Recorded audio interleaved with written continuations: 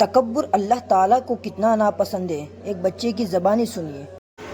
اللہ تعالیٰ نے انسان کا مقام و مرتبہ بتلانے کے لیے اور تمام مخلوق پر اس کی برتری ظاہر کرنے کے لیے فرشتوں کو حکم دیا کہ آدم علیہ السلام کو سجدہ کرے۔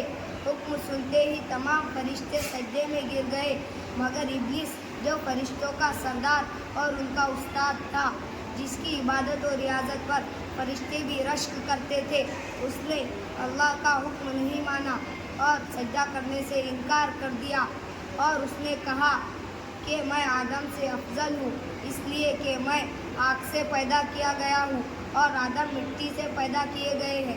ابلیس تکبر اور گھمنڈ میں مبتلا ہو گیا، جو اللہ تعالیٰ کو سخت ناپسند ہے۔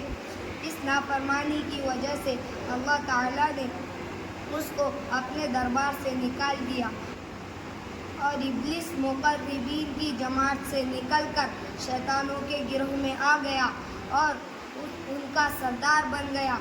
اس وقت ابلیس نے اللہ تعالیٰ سے قیامت تک کی مہلت مانگی۔ اللہ تعالیٰ نے اس کو مہلت دے دی۔ ابلیس نے کہا کہ اے اللہ، میں تیرے بندوں کو بہکاؤں گا اور ان کو اپنے ساتھ جہنم میں لے جاؤں گا۔ اللہ تعالیٰ نے فرمایا، مردود، یہاں سے نکل جا اور تیرا جو جی چاہے کر۔ اللہ تبارک و تعالیٰ نے ابلیس کے ساتھ کیسا برتاؤ کیا، یہ تو میں نے اور آپ نے سن ہی لیا، اور یہ بھی سنا کہ وہ فرشتوں کا استاد تھا اور فرشتے اس کے اعمال پر رشک کیا کرتے تھے۔ عزیزو، اللہ تعالیٰ نے اتنے بڑے عبادت گزار کو تکبر کی وجہ سے نہیں بخشا، تو میرے اور آپ کے اعمال کیسے ہیں یہ ہم جانتے ہیں۔ عزیزو، ہم ایسی مال و دولت کے اوپر تکبر کرتے ہیں جو صرف دنیا ہی میں رہ جانے والی چیز ہے۔ یاد رکھنا، قبر کے اندر یہ کرنسی نہیں چلتی، قبر میں صرف اعمال کی کرنسی چلتی ہے۔ اور مال و دولت ہر پر ہی کیوں، ہر وہ چیز جو تکبر میں مبتلا کرے، اللہ تعالیٰ سے اس سے پناہ مانگا کرو۔